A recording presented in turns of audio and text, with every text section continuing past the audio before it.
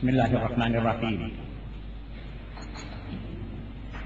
الحمد لله العلي الكبير السميع البصير الذي بعث إلينا الهادي البشير،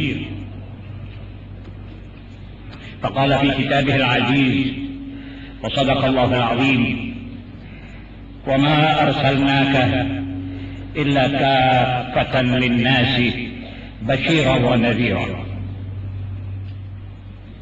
وقال تعالى وصدق الله العظيم: وما أرسلناك إلا رحمة للعالمين. اللهم صل وسلم وبارك وترحم على سيدنا محمد وآله الأطهار وأصحابه الأخيار ومن تبع هداهم إلى يوم الدين.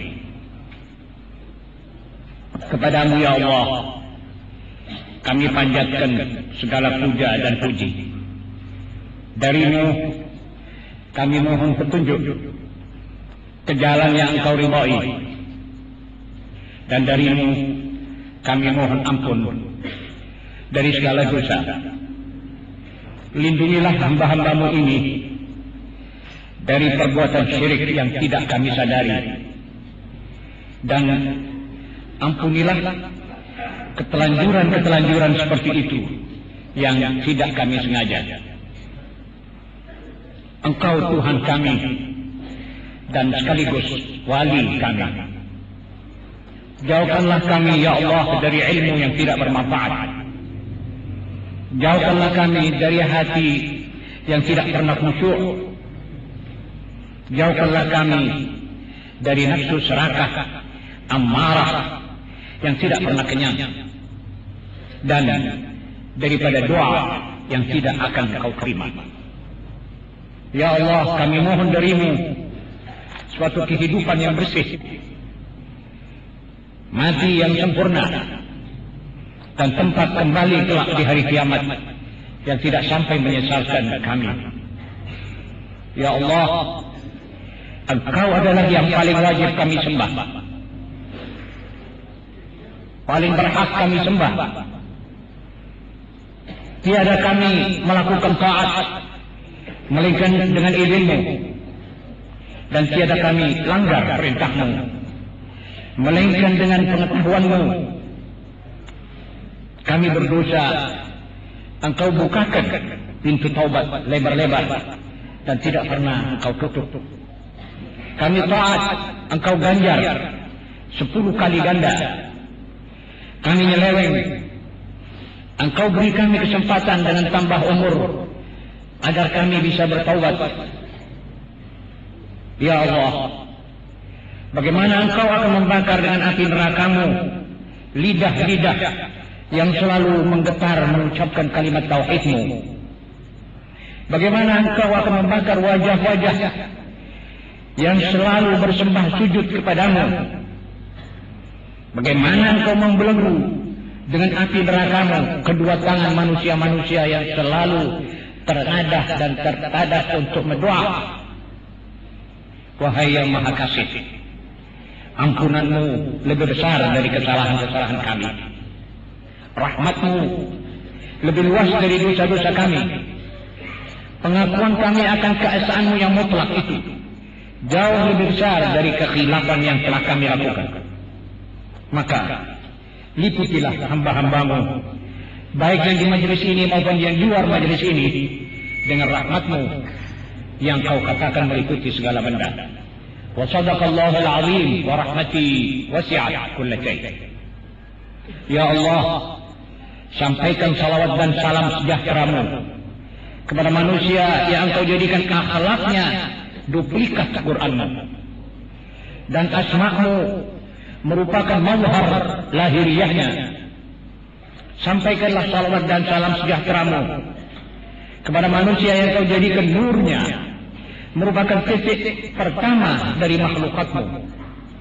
Sampaikan salawat dan salam-Mu kepada manusia yang Engkau mulai merekam ilmu manusia melalui firman-Mu, Iqra, sehingga tidak ada suatu ilmu pengetahuan yang tepat Namun kami umatnya lebih merasa bersyukur karena Engkau ya Allah memberi catatan Iqra bismi rabbik.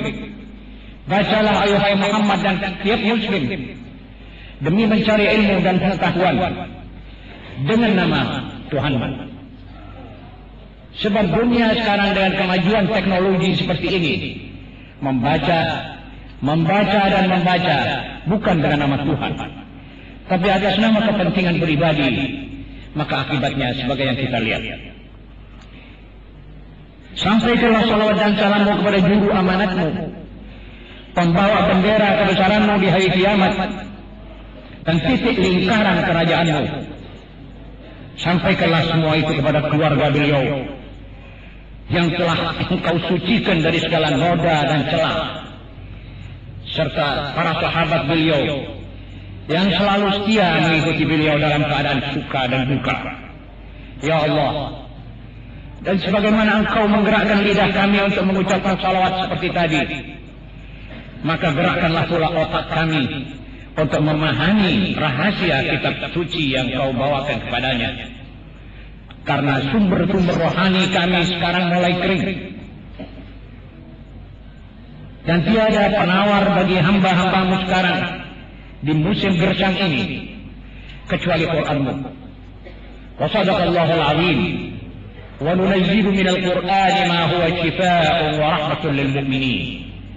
Kami Allah menurunkan dari Quran sesuatu yang akan menjadi penawar dan obat bagi kaum mukminin. Allahumma anfa'na bil Qur'an. Amin. Para alim ulama yang terhormat, saudara wakil bupati yang terhormat, para undangan sipil maupun militer, para wali murid yang terhormat, para asatidz Al-Ma'had Al-Islami, dan para santri yang berbahagia. Assalamualaikum warahmatullahi wabarakatuh. Nikmat-nikmat Allah kepada kita, jika kita syukuri, maka nikmat-nikmat itu akan menjadi lebih besar dan lebih berkembang. Seorang muslim mendapat rezeki, kemudian ia mensyukurinya dengan menginfakkan sebagian dari rezeki itu, maka Allah dan Rasulnya menjanjikan bahwa rezeki itu akan bertambah. Wa sadaqa Rasulullah sallallahu alaihi wa alihi, ma naqasa malun min sadaqah bal yazdad. Tiada suatu harta akan kurang daripada sedekah, bahkan akan tambah, akan bertambah dan akan bertambah. Seorang mendapat karunia putra, kemudian mensyukurinya dengan mendidik anak itu dengan didikan iman dan Islam, maka anak itu akan menjadi anak yang saleh atau salihah, akan merupakan biro yang menyambung hidup kedua orang tuanya di alam barzakh setelah mereka wafat. Ma'asyiral muslimin, kita sekarang dalam detik-detik nikmat, yaitu kesempatan yang dikaruniakan kepada kita oleh Allah untuk memperingati hari Maulid Sayyidina Muhammad sallallahu alaihi wa ala alihi wasallam, hari lahirnya manusia terbesar oleh sejarah dan diakui oleh semua lawan apalagi kawan. Jika Nabi Isa alaihi salam dikala mendoa memohon hidangan dari langit sesuai dengan rekaman Al-Quran sendiri, beliau berkata, "Inna syaitanir rajim, qala Isa ibn Maryam, Allahumma rabbana anzil alaina ma'idatan minas sama' takunu lana 'idan li awwalina wa akhirina wa ayatan mink warzuqna bighadin." Dikala Isa putra Maryam berkata, "Ya Allah Tuhan kami, turunkanlah kepada kami," artinya keluarga Israel, "hidangan makan dari langit demi menjadi suatu hari raya bagi awal sampai akhir generasi kami dan sebagai tanda kebesaran dan kekuasaan-Mu, Engkau sebaik-baik yang memberi rezeki." Shadaqallahul azim. Ya, jika hari turunnya hidangan dari langit yang dimakan hari itu, dan mungkin habis hari itu juga, diserah oleh badan manusia, dan akhirnya menjadi suatu yang harus dibuang. Maaf, dianggapnya oleh Nabi Isa alaihissalam suatu hari raya, Id. Apakah memperingati hari kelahiran manusia terbesar dalam sejarah, membawa konsep terakhir dari Allah kepada seluruh penghuni bumi, dari bangsa jin dan manusia, generasi demi generasi, dianggap oleh kita umatnya sendiri sebagai bid'ah, dan bid'ah dalalah. Tidak, wahai kaum muslimin. Detik-detik kelahiran beliau jauh lebih penting dari hidangan Bani Israel, dan merupakan nikmat besar yang harus kita syukuri sepanjang sejarah.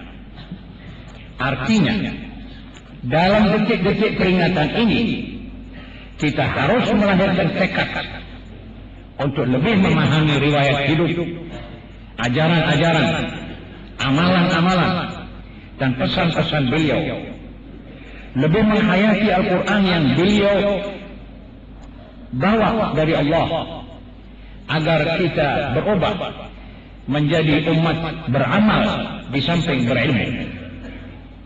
Bahkan menurut hamba, memperingati kelahiran Nabi Shallallahu Alaihi Wasallam tidak cukup setahun sekali, sebulan sekali, atau sepekan sekali, atau sehari sekali.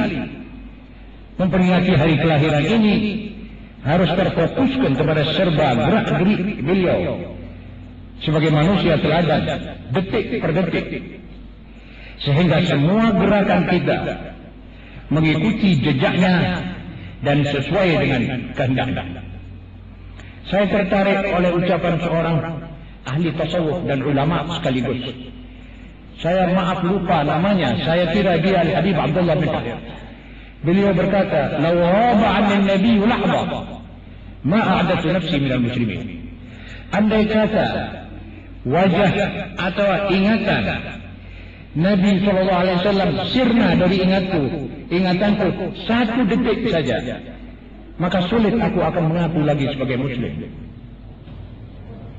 Begitu konsekuennya seorang mukmin. Sebab Nabi, wajah Nabi, gambaran Nabi, semua asosiasinya kepada Rasulullah SAW. Tafsiran kalimat tadi adalah tiap langkahnya beliau membayangkan Nabi, tiap geraknya, tiap bicaranya, duduknya, bangunnya, semua membayangkan Nabi. Berpapasan dengan seorang muslim di tengah jalan, dia ingat Nabi, dia ucapkan Assalamualaikum, sebab beliau memerintahkan.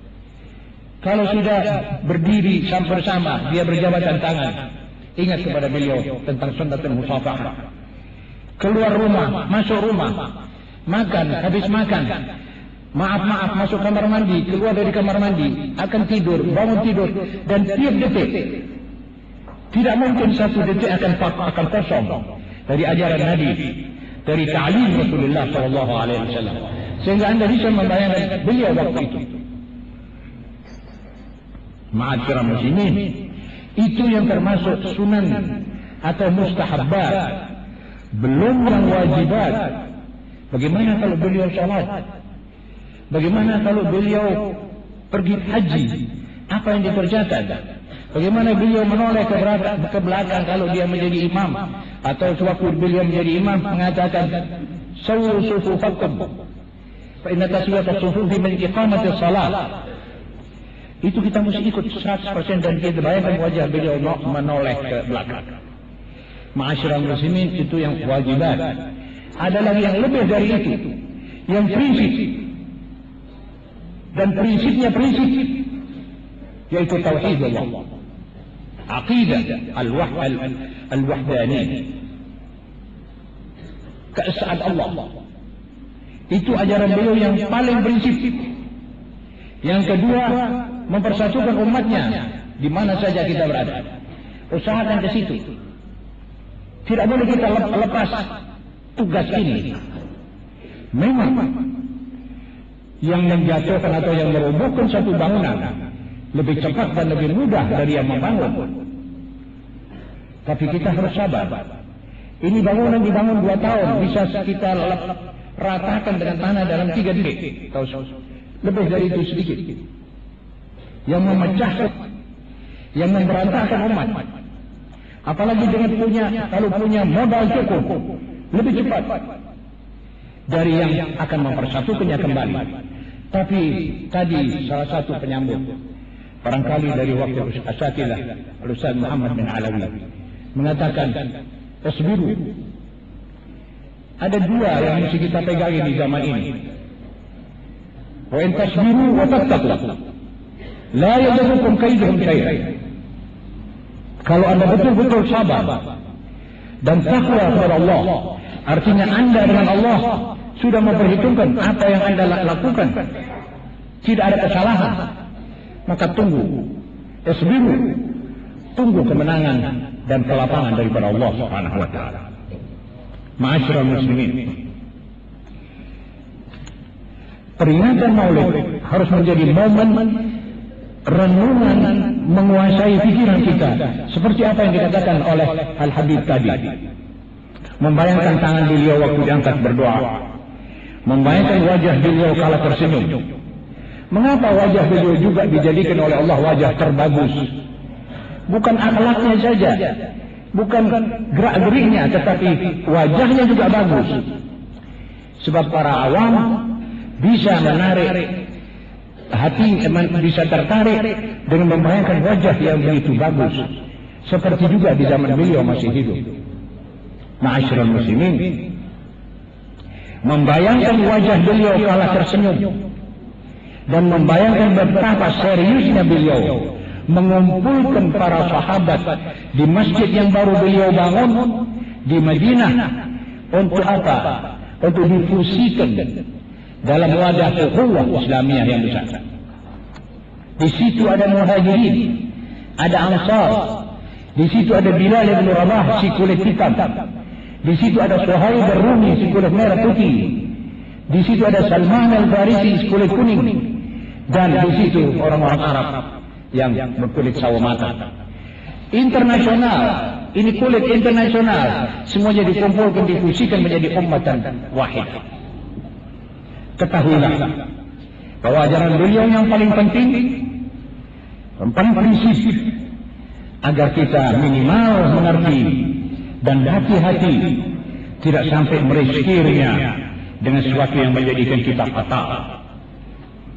Ma'asyiral muslimin, pokok yang paling penting dari ajaran beliau adalah doktrina keesaan Allah, aqidah tauhid, artinya satu zat yang harus kita yakini wujudnya sebagai zat yang maha super, maha kuat, maha tunggal, menciptakan kita dari tiada, kemudian mematikan kita dan membangkitkan kita kelak untuk menerima balasan di hari kiamat kelak.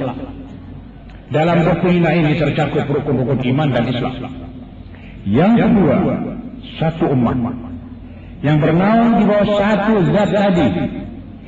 Jadi umatnya harus menunggal dengan sebab dengan sesama mereka. Allah berfirman, wa inna hadhihi ummatukum ummatan wahidah wa ana rabbukum fattaqun. Dan sesungguhnya sebenarnya umatmu ini adalah umat yang satu dan aku adalah Tuhanmu.